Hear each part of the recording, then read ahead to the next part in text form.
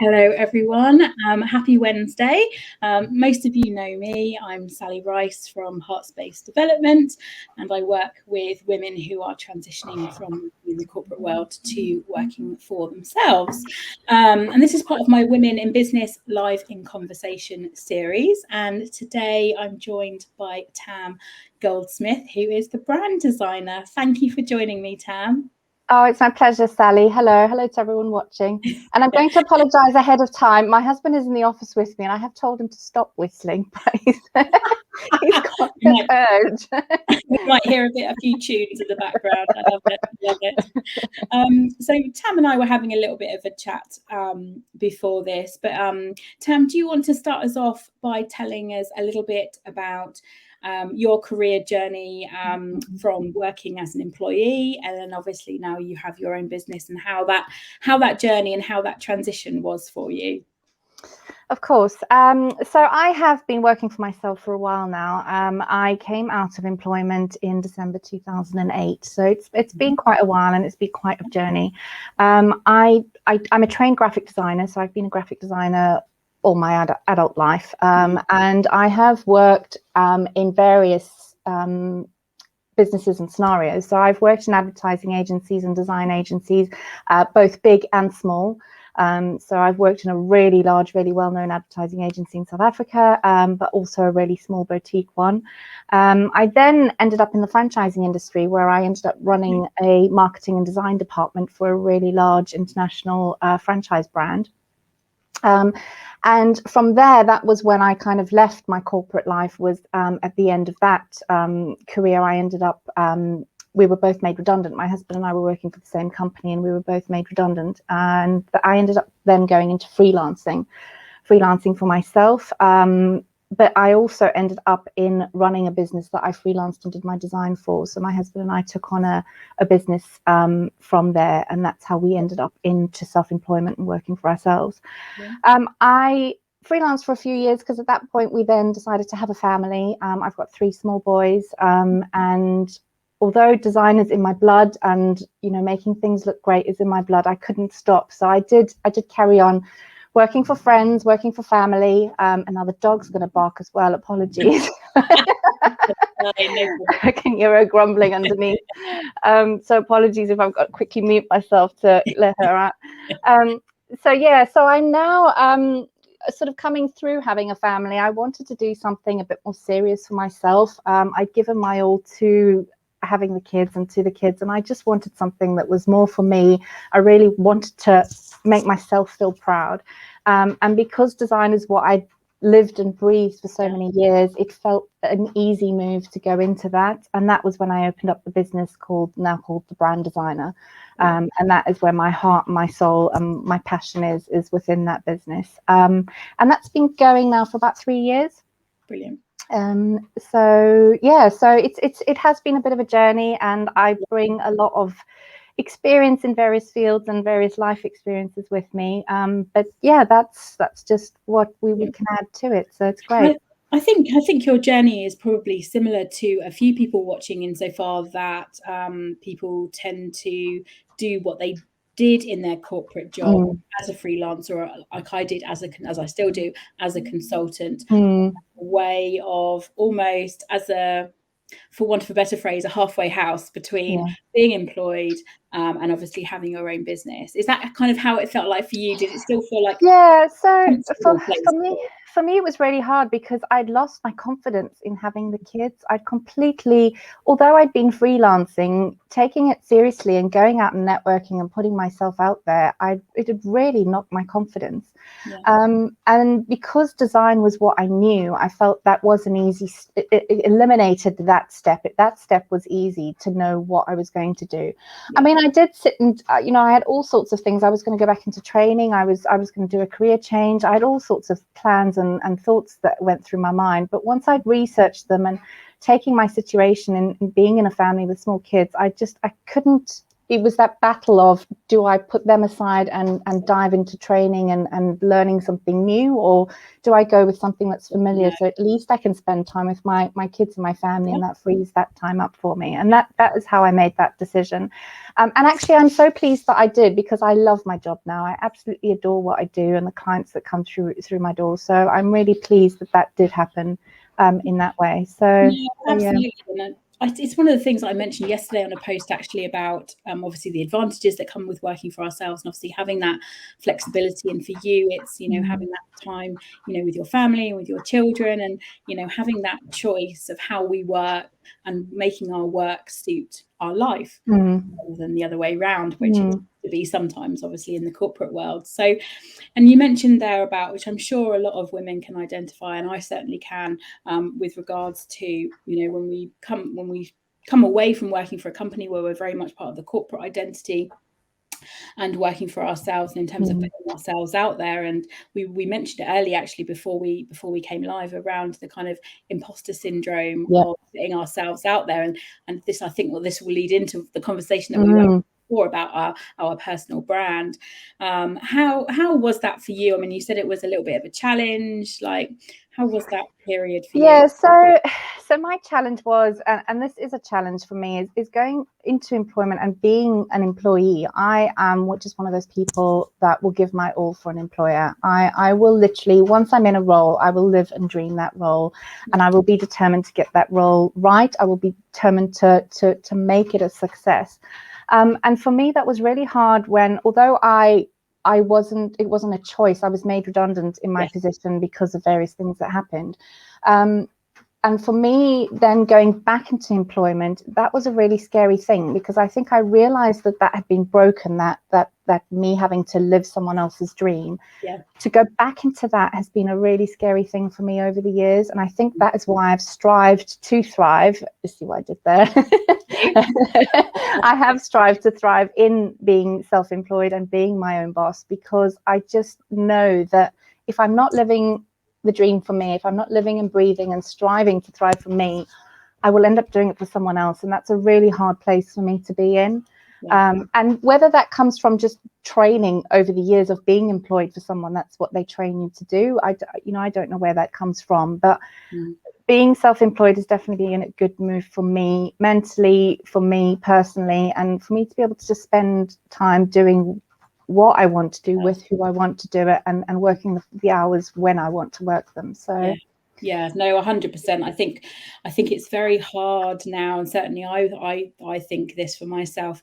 I'd find it very hard to go back to work for somebody else now. Like you said, when you're putting all that effort in for your own business, your own passion and your own purpose, to then put that effort into for somebody else's business, quite a hard backwards. And also I went through a phase, especially when I was working at that large franchise corporation. I would go through days where and we all do this, even in our own business. Sometimes we just don't want to do it, but it's worse when you're an employee for someone, because you have no choice. You have to get up at that moment and do it. At least if you're self-employed, you can take an hour and go for a walk and just get your head straight. But no, I mean, when you're employed, you've got to get up, you've got to get there for 8 o'clock, no matter what you're feeling. And that's a hard place to be when your head's not right. Yeah, it is. And you're totally right. I think it's not like we're saying, everything is easy and rosy when you work for yourself, because obviously it still comes. It still comes. I definitely still have days where I think, just not feeling it today. Like you said, you can have that choice, and if you're having a really bad day, you can go, okay, do you know what, today isn't going to be a productive day. I'll do some easy tasks, some admin stuff, and I'll focus on that tomorrow. And it is really nice to be able to have that choice. It's easier to accept that those days are not going to be, it's easier to accept that not every day is going to be the same when you're working for yourself. And you work around it. Yeah, absolutely. And so you've told us about your journey into obviously going through doing freelancing and then setting up your own business. Do you want to tell us a bit more, Tam, about what you do now as the brand designer, and what your company is, and what work you do with people? Yes. Now let me just search my notes, my section where I made notes on this. So I'm known as the brand designer, and that is what I've put myself out into the world as. What I do branding. So everything from the foundation stage of finding your why, finding your values and your mission and your goals. And whether that be for a new business or whether that be for a business that's been trading for some time already, I can help sort of anyone that is within business. But what I like to think I do, I like to think that I help the business owners more than the business. I work with a lot of personal brands, and we were discussing personal brands prior to this call. A lot of my clients are personal brands. They come to me setting up a business on their own. They've come from employment, and they are now individuals that are putting themselves out in the world as an entrepreneur and running their own business. And they are lost. They are totally lost. So I think of myself more as being really passionate about helping empower these business owners to feel confident, to ensure that they're being led by their hearts, because sometimes you're so trained in thinking one way in employment that you really forget what is important and what needs to be put out there. So very much about guiding them to be heart-led, and really resulting in confident individuals who love themselves, they love their business, and they really can stand strong putting themselves out into the world and selling themselves and their business. So it is about branding, and it is about the foundations and the strategy, and it's about taking that through into a creative brand identity. Because I'm a brand designer, I am one of the very few that then design the brands for my clients and follow that through into their marketing and their website and their materials. I do all of that. But for me, it's far more about helping the individual as a business owner, being confident, and just leading with the heart and just loving what they do. I really love that. I really love that description. And I can really, as a business owner, I can really identify with that. And we were, as you mentioned, we were talking earlier about how, feeling confident and comfortable with your brand, and obviously that flows into your messaging, the more likely we are to be actually putting it out there. And as I've spoken about before, not all business owners are used to being front of stage. So I was kind of more back office, being operations.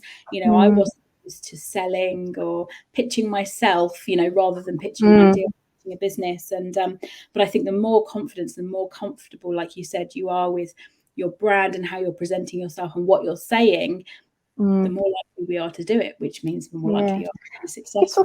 It's also a lot about business owners being comfortable with themselves, because I know for me, I came out of a corporate world being trained to act away and think away and treat the girls that worked for me in a certain way, so that we performed to what the guys above us wanted. But coming out of that, you forget a little bit who you are and how to act in a situation when you're out there selling yourself. So branding is a lot about helping business owners grasp that and really realizing that it's okay to be yourself and put yourself out there. There isn't any other front that you need other than just being yourself, because you will attract the right people by doing that. Absolutely. And being you are unique, aren't you? That is our biggest selling point in a way, especially like you said, if you're a personal brand business, part of what you're selling is you and your experience and your personality and your quirks and all of it, all those good things. Absolutely. And we touched on something earlier, which I think maybe some people who are watching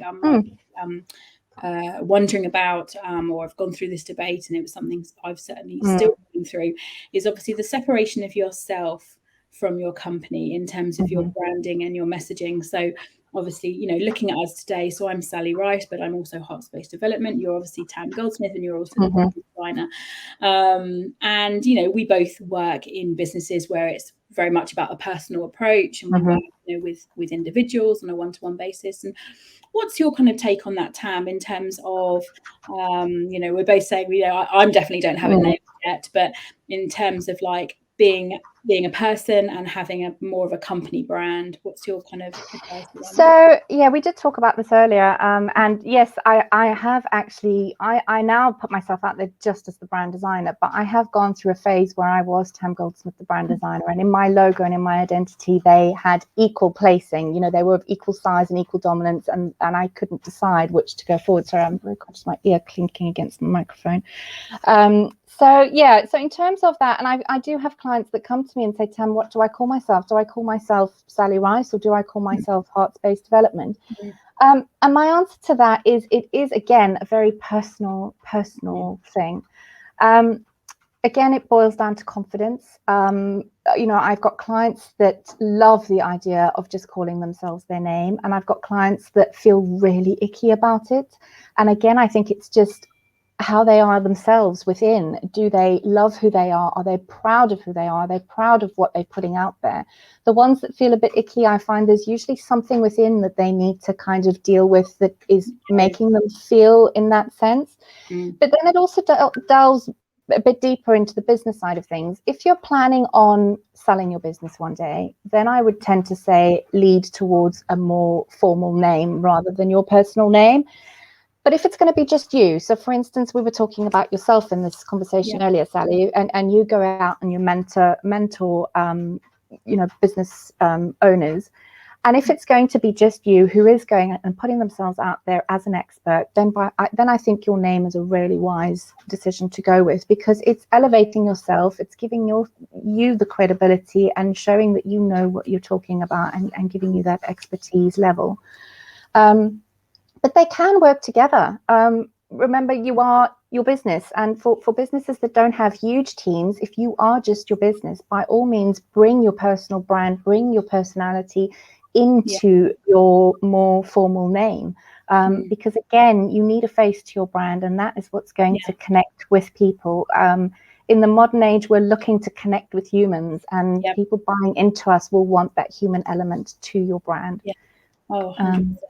And obviously, whether we call ourselves our name or our company, that's just one small part of what you do and what, kind of branding is all about. And I know I think I might have said it a few weeks ago when I was having a different conversation with someone, when people think about branding, obviously people think about logos and colors, and I think, no, and it's so much more than that. And I think we might, Tam and I do a course together, and I think one of the elements of that was actually saying, most people tend to do that first because they're really keen and it's really exciting and it's quite a creative part of starting a business. But actually, that needs to be one of the a little bit further down the line. So, again, it's just about it's about a business owner looking for a front, really, and looking and searching for an identity. And I think for some reason, a lot of people, when they've got that visual identity, suddenly they feel like they have it. Suddenly they feel like they can stand up with, whether it's a mask they use or whether it's something that they can just put out there, they suddenly feel like they've got it. I belong to a networking group that does sort of educational talks each month, and each month is a different theme. And last month was about branding, and it was such a great topic because it was all about brand archetypes and the science behind branding. But I did say to the group in there, your brand is so much more than just the logo and the colors and the font and the icon you've chosen. The brand is, if you think about it in really simple terms, if you were a brand, you dress and you look a certain way. Your brand is what people are going to talk about when you leave the room. When you take yourself out of the room, you've had a conversation, you've had an experience in a room, take yourself out of the room. Your brand is what they're saying about you. Do they feel energized about you? Do they, the words that they use, that is what represents your brand. And that is what you really need to work to align with, is what you think you're putting out there and what's coming back. That is where you need to align the two, and then you will know that you've got your brand on track. I really like that. And often I'm guessing you find with some people that those two things aren't necessarily aligned, how people necessarily think they're coming across, either personally or through their messaging, or the reality. I think that's really interesting. And people struggle because I think they think, again, and this stems from coming out of employment, especially if you're fresh out of employment, you think you need to appear in a certain way to the audience that you've chosen to target. And I think business owners find it really hard when you've been taught to think that way, but when you put it out there, you're really knocked when people aren't receiving it and coming back in the way that you want them to. So branding is a real personal journey, in my opinion. Wholeheartedly. I think it's very. Sorry, Tam, go on. That's okay. No, go. I'm just saying it is a really personal experience. Oh, 100%. And I'm picking up on your point about what you've been used to putting out there and how you've been used to putting out there. So I came from a very corporate background, which was quite formal, professional. We were working with other corporate companies rather than individuals. So that's usually been my attitude, both to work, in how I work, like you said, being at your desk at 8 o'clock, and also, how I tend to put stuff out there. But, now I'm dealing with individual female business owners. That's a very different market than to a big corporate client. And it's interesting that you get, depending on how long you've worked in your corporate job, how you get kind of ingrained, I guess, into working a certain way. Yeah, no, yeah. really Even things to writing emails. I mean, even today, and I'm how many years down the line? Even today, my husband sometimes says to me, "That's a little bit formal. Should you not just change it a bit?" We don't need to speak in such a formal way anymore. And I think, especially since the world's gone virtual, we have definitely relaxed a lot more in terms of. I mean, we're just sitting in our homes talking. We're definitely more relaxed than we were 10, 12 years ago. Yeah. Oh, 100%. Yeah, definitely. With, like you said, with dogs and children in the background, it's almost kind of, but it makes us more human, doesn't it? I mean, it's reality. That is our reality of being business owners. So we've talked a little bit about, trying to hold off a little bit on the kind of, the colours and the logos and things. Writing cue. My husband is going to grab her and just put it outside. That was great timing, wasn't it? That's her 5 cents in there. Sorry, Sally, just repeat that a little bit, please. No problem. I was just going to say, we've talked a little bit about, thinking about how we come across in terms of, what people might say about us and our brand, and, when we're not in the room, and obviously holding off a little bit on just jumping straight into doing logos and colours. In terms of, new business owners, Tam, especially coming from the corporate world, what advice or what things would you suggest that they, women in particular, obviously that's who we're talking about today, need to be thinking about when they're thinking about their brand for their new business? What kind of pointers would you give them, apart from to work with a brand designer, of course? Yeah, and you don't necessarily need to work with a brand designer, Sally. You like I say, your brand is you. So, it's great to work with a designer who is trained in what I've been trained in. But, your branding, again, it comes from you. And I think most importantly, before you start with anything, before you start worrying about your colors, before you start worrying about what element you're going to use, what fonts you're going to use, even before you start putting your goals and your mission in place, think about your why. Think about why you have chosen to go on this journey of being an entrepreneur. Print it out, stick it up in front of you, learn it off by heart, and use it as your North Star, as your guiding light, because there will be days where you just want to pack it all in, and they will happen 2 months down the line, they will happen 2 years down the line, they will happen 12 years down the line. There are days today where I just think to myself, what is the point? I go back to my why, and it just lifts me up, it changes my head, and it just makes me just, want to do what I do even more. So I think that would be my real key word of advice is start doing your whys. Then you can start looking at your mission and your goals and your values and everything that comes in about starting to put your brand in place. Once you've got that in place, once you know how you want to appear out in the world, only then do you start looking at colors and fonts and all the creative elements that come. Because every color, every font, every element that you use in your creative identity creates an emotion, it creates a feeling, it creates a message for the person that is viewing your brand. So you need to have all of that beginning stuff done first. There are so many tools that make it easy for anyone to work on their brand. So, if you're starting a business, do yourself a favor and sign up to Canva and just start playing around in Canva. Get to know Canva, because even my clients that come to me and we do create a beautiful brand identity for them, I then go back and say, right, you've got all the files, take them into Canva, and they start playing around, because there will be elements that you want to do in your own business. There will be certain documents. There will be some elements that you need to do for yourself. A brand designer won't do it all. So start playing in a tool like Canva and just get familiar with something like that. But know your why first. That is top of the list. Really good advice. Yeah, and I did have some other tips that I thought about. So your why was the first thing, and the next thing I think is actually believing yourself. There will be at any stage, again, 2 months, 2 years, 12 years, there will be stages where you doubt yourself, where you are scared. You are really scared to do stuff. Just hang on to yourself and use that fear to lift you. Step into the fear, live it, breathe it, and dive into it, because that fear and overcoming what that fear helps you overcome is what lifts you in the end, and what, you know, just elevates you at the end of it. So live through that fear and go through it. Don't let it stop you. Don't let it make you step back and pause. You know, dive into it and keep going. And I think it's really important to remember also when we do, because as new business owners, we're often all the time doing new things that we haven't done before. Whether it's, you know, always learning business or a new type of client or what, you know, new type of work, whatever it is. And I think it's always worth remembering, and this, I find this personally really hard, is that, you know, not everything that we do first time is going to be perfect. It's probably never going to be perfect, but you know, it might not be where we want it to be the first time, but obviously it's all small steps towards making it, you know, what we want to, you know, and again, that's different from the corporate world. In the corporate world, it has to be bang on every time.